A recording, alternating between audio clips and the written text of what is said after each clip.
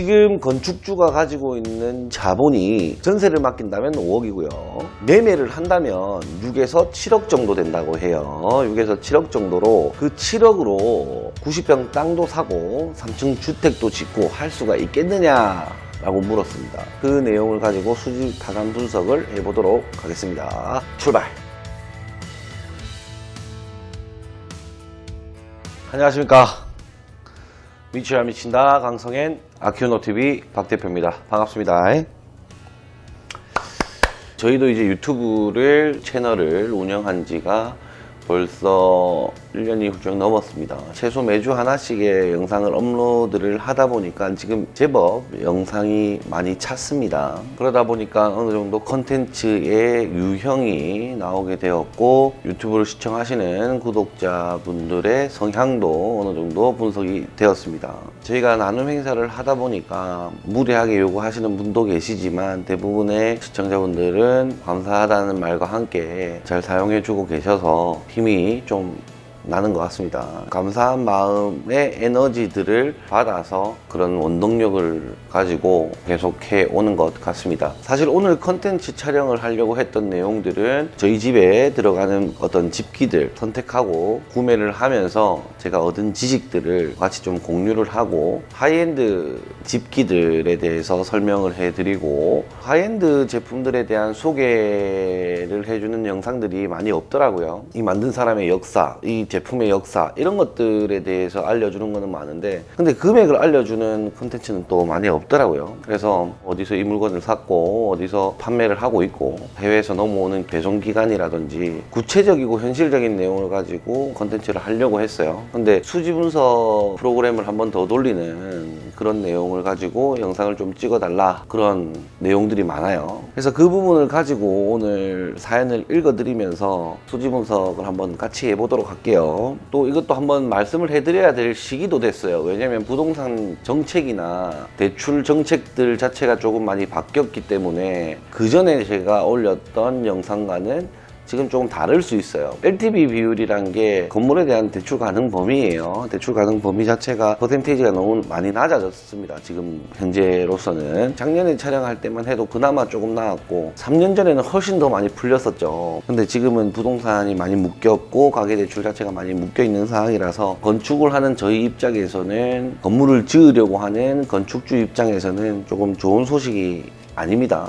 안 좋은 소식이에요. 건축 자재비도 굉장히 상승했고 해서 뭐 건설 건축 산업 자체가 사실 악재가 많이 끼었죠. 철근 값이 600원, 670원, 650원 하는 게 1600원까지, 1700원까지 올라갔다가 지금 조금 조정돼서 1400원대로 내려온 걸로 알고 있는데 그래도 2배 이상 올랐죠. 몇 개월 있다가 또 자재값이 또 오른답니다. 그럼 자재값이 오르면 상대적으로 건축비도 오르게 돼 있어요. 그렇다면 순전히 누구의 피해냐? 건축주가 피해를 보는 거죠. 피해를 본다기보다 정세가 그렇게 바뀌었다는 거죠. 건축비가 올랐으니까 대출을 조금 더 많이 해준다. 그러면 비율이 비슷할 거예요. 아마 건축하는데 크게 무리가 안 올 거란 말이지. 근데 가계대출을 막아버렸어요. 이게 제재를 해버렸어요. 그렇게 되면 건축비 오르고 LTV 비율을 낮추면 실제 현금을 지불해야 되는 비율이 높아져요. 건축비가 옛날에는 8억 했어요. 8억에 대출이 60%다. 예를 들어서 6848, 4억 8천 해줬단 말이지. 지금 건축비가 오르니까 10억이 됐어요. 예를 들어 10억이 됐어. 대출도 40%, 4억밖에 안 해주는 거예요. 그러면 똑같은 건물을 짓는데 6억이라는 돈을 써야 된다는 얘기가 돼버리는 거죠. 지금 보면 8억짜리 똑같은 건물이 10억이 돼버렸고 대출도 4억밖에 안 해주니까 정책적으로 이게 수지 분석을 해보면 LTV 비율이 40% 줄었으니까 이만큼 줄겠지 뭐 이렇게 생각하는데 다 물려있단 말이에요. 그러면 이게 LTV 비율이 낮아지면서 현금 부담 비율이 또 20% 늘어난 게 아니고 사실 30% 늘어난 거죠. 왜냐면 건축비도 올라갔고 대출 비율이 떨어졌으니까 갭이 더 커지는 거예요. 어떻게 바뀔지 모르겠지만 뭐 그런 상황 속에서 우리는 헤쳐나가야 되는 그런 상황입니다. 구독자 사연들이 이렇게 쭉 이렇게 있어요. 있는데 한 가지 사연만 읽고 이 사연에 대해서 풀이해 보도록 할게요. 안녕하십니까. 최근에 상가주택 건축을 위해서 건색하던 도중에 강성TV 박 대표님께서 올리신 영상을 보고 프로그램 공유를 부탁드리고자 메일을 보냅니다. 영상을 올린 지는 1년이 지났지만 보내주시면 감사하겠습니다. 뭐 이렇게 됐을 때는 그냥 드리지는 않죠. 저희가 제가 소정의 비용을 받고 있습니다. 근데 뭐 이거 비용 드릴 필요가 없을 것 같아요. 이렇게 오늘 영상 촬영하면 이거 받아가시면 될 거니까. 그리고 혹시나 신뢰가 안 된다면 궁금한 점이 있어서 사연을 문의드려도 될까요? 라고 왔어요. 저는 울산 땡땡 지구의 33평 실거래 값으로 6억에서 6억 5천 하는 아파트에 담보대출이 1억 4천을 낀 상태로 그 아파트를 소유하고 있는 소유주입니다. 거주는 부모님께서 하고 계시고요. 곧 있으면 퇴직을 하시는 부모님을 위해서 상가주택을 지으려고 알아보는 중인데, 야, 부모님을 위해서, 퇴직하시는 부모님을 위해서 상가를 지어주시려고 하시는 분입니다. 울산 땡땡 지구 중심 상가주택지에 오늘 부동산을 돌아본 결과 약 90평의 토지가 9억 5천만 원에 나와 있었습니다. 그래서 건축 상담까지 해보니까 건축 자금은 6억에서 7억 정도로 예상된다고 했습니다. 이렇게 접근하는 거는 조금 위험해요. 6, 7억 하는 건물이 몇 평이 될지, 몇 층이 될지 아무도 모르는 거잖아요. 그래서 나는 이 금액을 가지고 있고 이 정도의 규모의 건물을 짓고 싶습니다. 뭐 또는 이 금액에 맞는 건물을 짓고 싶습니다. 이런 식으로 가야 되는데, 주변에 나온 땅 매물은 상가주택지 중에서도 중심지라서 9억에서 12억 매물이 3개뿐이 없었고 상가주택으로 거래는 아직 안 됐지만 22억의 매물이 나와 있습니다. 신도시 특성상 은행에서 감정을 얼마 해줄지 모르겠고, 일단 저는 아파트를 팔지 않고 그냥 4억에서 4억 3천 정도라고 하는 전세를 주고 나머지는 신용대출이나 지금 제가 주거 하고 있는 빌라 전세를 1억 보태가지고 자기 자본 5억 정도로 상가를 지을 수 있을지가 궁금하다라는 거예요. 그리고 정 안 되면 아파트를 매매하고 나서라도 6, 7억으로 토지대출, 상가 건축자금 대출 가능한지 궁금하다. 참고로 1층은 상가, 2층은 투룸, 3층은 주인세대, 거주 목적. 제가 불임의 상가 건축은 처음이라 여러 영상을 참고하고 공부하고 있지만 한계가 있습니다. 상가주택을 건축할 수 있다면 상가가 다 찰 때까지는 저와 아버지의 수입으로 일단 이자를 메꿀 수 있는 가산이 예상되었습니다. 실례 안 된다면 제 사연을 구독자 사연으로 영상을 올려주시면 정말 감사하겠습니다. 지금 건축주가 가지고 있는 자본이 전세를 맡긴다면 5억이고요. 매매를 한다면 6에서 7억 정도 된다고 해요. 6에서 7억 정도로 그 7억으로 90평 땅도 사고 3층 주택도 짓고 할 수가 있겠느냐? 라고 물었습니다. 그 내용을 가지고 수직 타산 분석을 해보도록 하겠습니다. 출발! 여기는 울산 땡땡이라네요. 울산 땡땡 지역. 울산 땡땡 지역이고요. 작성 일자가 2021년 9월 25일. 이 구독자 사연으로 정확하게 모든 것을 알 수는 없어요. 알 수는 없지만 대략 이럴 것이다, 이런 내용으로 보냈을 것이다 라고 제가 추측을 해서 한번 작성을 해 보도록 할게요. 토지 매입 면적을 한번 산출해 볼게요. 298 해배가 나오고요. 건축 면적을 60%로 잡아 볼게요. 60%로 3개 층을 한다 그랬죠. 이거 곱하기 3개 층 162.26 평이 됩니다. 건축비는 450만 원으로 한정지어 놓았습니다. 한정지어 놨고요. 지금 기본적인 개요를 적었습니다. 매입 면적 9억 5천에 나와 있다라고 얘기했으니까 90평으로 잡고요. 건폐율 60%로 잡았을 때 54평이 나옵니다. 54평이 나오고 이거를 3개 층으로 한다 했으니까 곱하기 3 하면은 162평이 나와요. 기본적인 설계는 어떤지 몰라도 저희는 똑같은 평수 1층부터 3층까지 똑같은 평수로 직사각형 건물은 짓지 않으니까 평수는 조금씩 변동이 있을 거예요. 근데 이 기본적인 수지 분석표를 가지고 하는 거기 때문에 정석대로 FM대로 한번 해볼게요. 3층이라 해서 162평이 나오고 535회배가 나와요. 자, 개요는 작성이 되었고요. 자, 이 부분만 작성을 하면 용적률 자동적으로 기입이 되고요. 건폐율 자동적으로 기입이 됩니다. 상가주택으로 거래는 아직 안 됐지만 22억의 매물이 나와 있다라고 얘기를 합니다. 그러면 22억. 이렇게 하면은 평균적으로 1350만 원이네요. 평당 1350만 원이 되고요. 부지 매입 비용이 여기 보면은 90평의 토지 단가가 9억 5천이라고 그랬어요. 자, 9억 5천. 약 1000만 원이네요. 약 1050만 원 정도 되고요. 지등록세가 4300만 원이 붙습니다. 토지 가격의 4.6%. 이거는 70만 원으로 잡아볼게요. 70만 원 등기 비용. 자, 그렇게 했을 때 이 90평을 사는데 들어가는 비용은 9억 9,400만 원. 약 10억 정도 들어가네요. 첫 번째, 부지 매입 가격이 1,100만 원인데 예상 잡은 건물 약 163평이 22억에 판매가 된다. 그렇다면 건축 공사비가 350만 원 이하로 측정되어야 한다. 건축 공사비뿐만이 아니죠. 기타 비용, 은행 비용도 있고 뭐 부대비도 있고 뭐 그렇죠. 이런 것들이 350만 원에 측정이 돼야 되는데 사실 350만 원의 건축, 금융비, 부대비를 다 지급할 수 없다.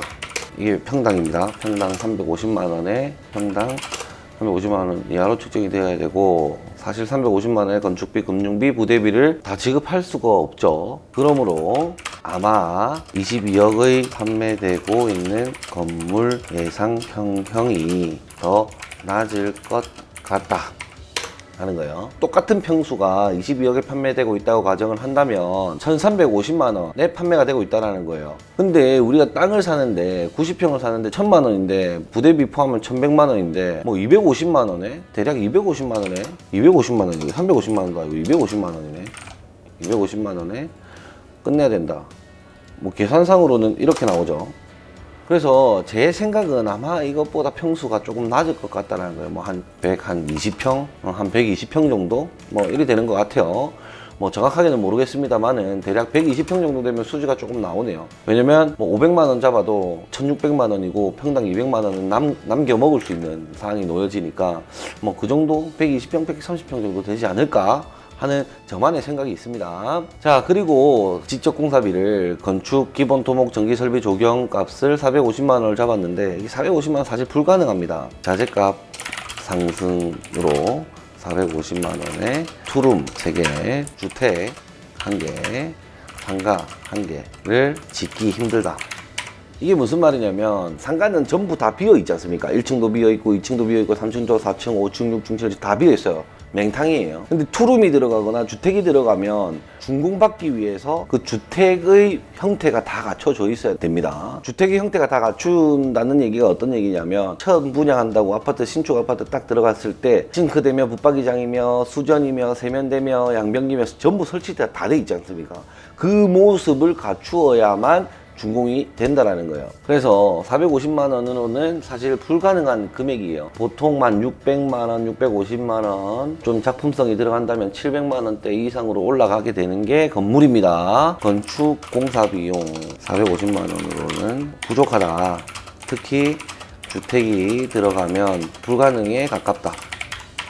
통상 자재값 상승 이후 650만 원 정도는 잡아야 된다. 이게 예를 들어서 건설사가 개발을 한다 하면 650만 원 안 들 수도 있어요. 한 500만 원, 550만 원 선에서 끝낼 수가 있어요. 잘하면. 근데 이제 건축주의 입장에서는 시공사를 붙여야 되는 거잖아요. 그러니까 그 시공사의 이윤이 묻게 되면서 금액이 좀 더 상승이 되는 건 당연하겠죠. 그래서 600에서 650만 원 잡아야 된다 라고 나와 있고, 만약 주택이 들어간다면 더 증액된다. 수지 분석이라는 게 지출은 이만큼, 매출은 이만큼, 그래서 순수익은 이만큼.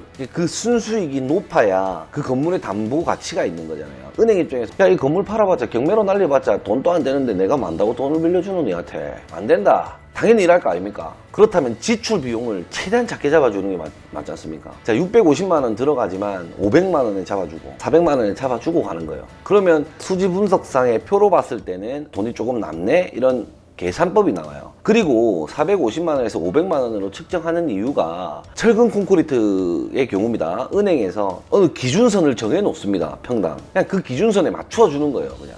이게 막 말이 어렵나? 편집자 우리 PD님께서 옆에 있었으면 고개를 까딱까딱 하거든요. 이해가 안 되면 옆에서 이렇게 하거든. 그러면은 이해가 안 되구나. 다시 설명해 드리겠습니다. 이렇게 하는데 지금 듣는 사람이 없으니까 이게 이해를 하고 있는지 안 하고 있는지, 이해가 되는지 안 되는지 도통 제가 이해를 할 수가 없네요. 결론적으로 공사비는 지금 자재값이 상승이 됐기 때문에 650만 원 정도가 들어가는데, 은행에서 이 건물의 수지 분석표를 봤을 때 순수익이 많이 남는 쪽으로 가야만 담보 가치가 생기는 거기 때문에, 통상적으로 수지 분석표를 잡을 땐 매출액을 최대한 놀리고 지출액을 최대한 낮추고 분석표를 작성을 해요. 근데 이제 일반인들이 했을 때 비현실적으로 너무 분양가를 높이 잡을 수 있고 비정상적으로 지출액을 너무 낮게 잡을 수도 있고, 그러니까 제가 무슨 말을 해드리기가 조금 애매해요. 통상적인 실거래가를 측정을 하고요. 지출은 최소한의 비용으로 작성을 한다. 근데 그 최소한의 비용이 택도 안 되는 그런 비용은 잡으면 안 되고요. 은행에서도 한 450에서 500만 원 정도는 통상 인정을 해요. 그래서 저는 450만 원을 측정을 했거든요. 근데 450만 원으로는 건축이 불가하겠죠. 왜냐면 우리는 담은 얼마라도 인정을 받고 PF를 일으켜야 되는 상황이기 때문에 이렇게 지금 작성을 하는 거예요. 그래서 매출 마이너스 지출은 순이익에서 그 순이익이 높아야만 담보 가치가 형성된다. 그래서 지출액을 낮추든 매출액을 살펴야 한다. 하지만 비정상적인 지출액과 대출액을 측정해서는 안 된다.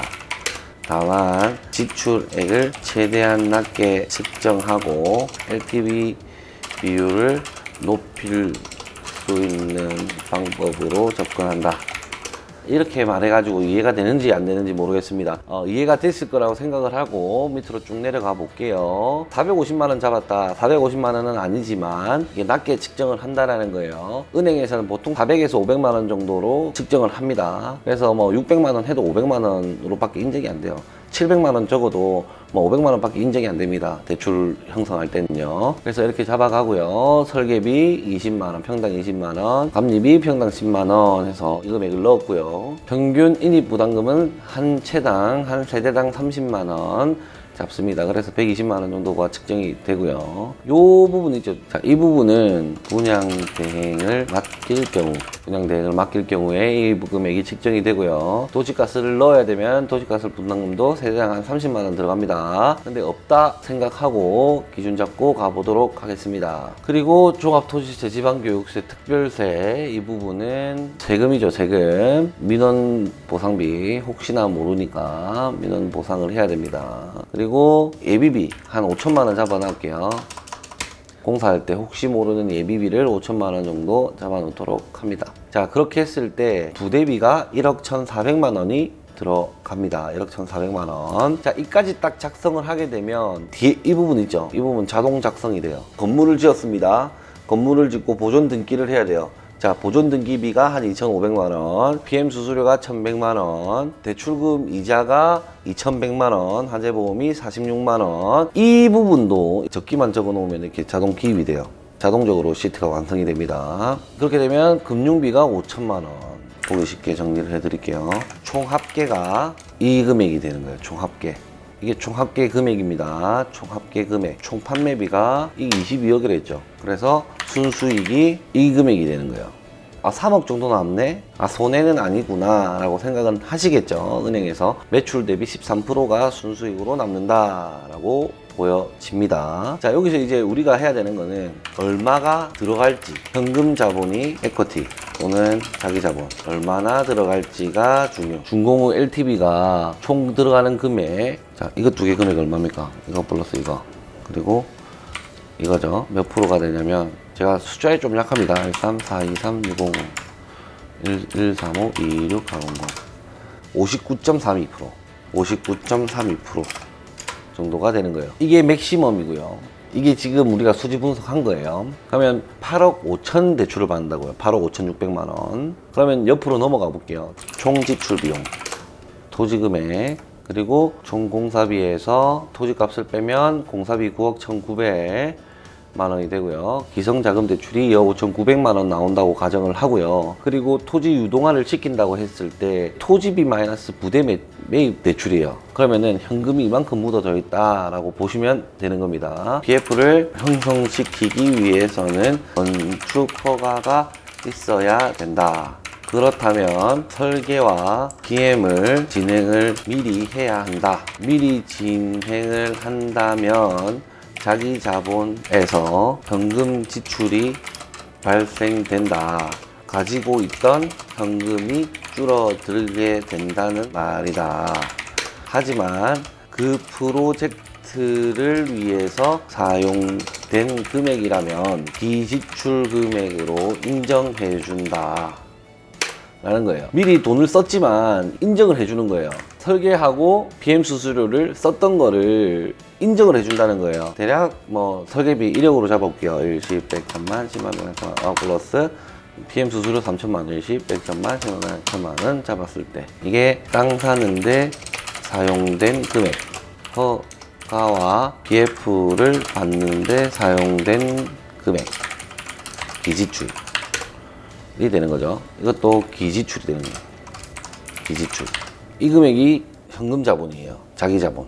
이 금액 세 개의 합이 자기 자본의 합계라는 거예요. 6억 5,900만 원이 있으면 이 사업이 진행이 된다. 결론 한번 얘기해 볼게요. 결론적으로 자기 자본이 약 6.6억 정도가 있으면 공사가 가능하게 된다라는 거예요. 근데 이 부분은 확정적인 게 아니에요. 은행에서 수지 분석을 파악을 해야 되는 거지. 은행에서 PM 수수료, 지급 수수료 너무 세, 비싸, 뭐 이것도 비싸, 저것도 비싸 이렇게 하면 빠지면 더 필요할 수도 있어요. 근데 제가 봤을 때는 이 정도 금액이 있으면 될 것 같다라는 겁니다. 다만 건축 공사 비용이 450만 원으로 측정이 되어 있기 때문에 LTV를 최대한 올려보도록 한다. 이게 무슨 말이냐면 이 금액을 최대한 높여보도록 해야 되는 거예요. 그러면 이 금액이 줄어듭니다. 한번 보여드릴게요. 이게 60%, 65%까지 받았다. 또 줄죠. 그러면 필요가 없어요, 이게 돈이. 65%만 받아 25%만 올려도 돈이 5억밖에 안 늘어난다는 거예요. 땅만 사면 된다는 거예요. 이게 우리가 옛날에 계산하는 방식이에요. 기성자금 대출을 많게는 70%까지 해줬어요. 많게는 70%. 이게 박근혜 정부 때 80%까지 해줬어. 78%까지. 그래서 제가 10억짜리 건물을 진짜 1억으로 지을 수도 있고 몇천만 원을 지을 수도 있다고 얘기한 게 이런 부분인 거예요. 실제로 돈이 이것만 있으면 지을 수 있다가 아니고 그때 당시까지만 해도 일단 돈을 넣고 후에 다 빼면 돈이 안 들어간 거랑 똑같이 된다라는 거였는데 지금 이게 줄어서 40%밖에 안 내준단 말이에요. 그러니까 현금 비중이 조금 더 늘어나게 되는 거예요. 건축 비용도 실제 건축 비용 예를 들어서 650만 원 이걸 잡았다? 9억이 필요한 거예요. 9억이. 땅을 사고 난 이후에도 5억 정도가 더 필요한 상황이 돼요. 예를 들어서 여기 이것까지 75%, 78% 잡았고 그러면 2억만 있으면 지어지게 되는 거예요. 이게 총 7억 6천 땅 사고. 자, 그렇게 해서 총 공사 비용은 이만큼 들어가고 우리가 필요한 자금은 이만큼이다 라는 결론이 나옵니다. 처음에도 말씀드렸다시피 부동산 규제가 계속적으로 지금 압박이 조여짐에 따라서 가계대출에 대한 규제가 엄격해지고 있습니다. 뿐만 아니라 그에 따라서 자재값도 급상승했어요. 자재값도 급상승하고 대출 비율도 많이 줄어들게 되니까 실제 현금 투자 비용이 많아지게 되는 상황입니다.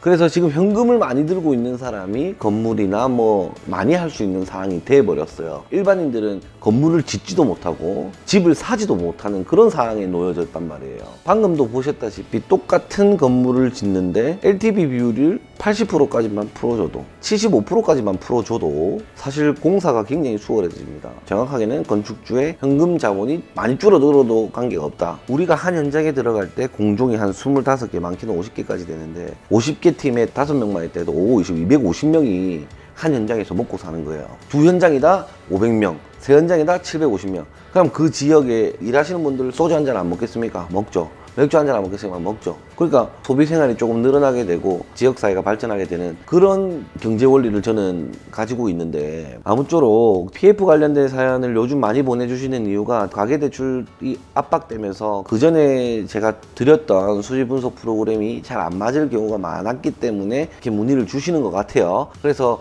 발빠르게 지금 현재 상황에 맞춰서 가계대출 LTV 비율을 낮추고 공사 비용 낮추고 해서 수지 분석 공부를 조금 해봤습니다. 사연을 보내주신 분들 덕분에 또 이렇게 공부를 할 수 있게 됐고 이 소리를 또 들을 수 있게 되었으니까요. 골뱅이 뒤에 네이버닷컴이라든지 뭐닷컴이라든지 이런 거 보내지 마세요. 지메일 아이디만 입력해 놓으시면 저희가 지메일로 전부 바로 보내드릴 수 있도록 할게요. 자, 이상으로 이번 영상도 마치고요. 구독과 좋아요, 알람 설정까지 부탁드리겠습니다. 감사합니다.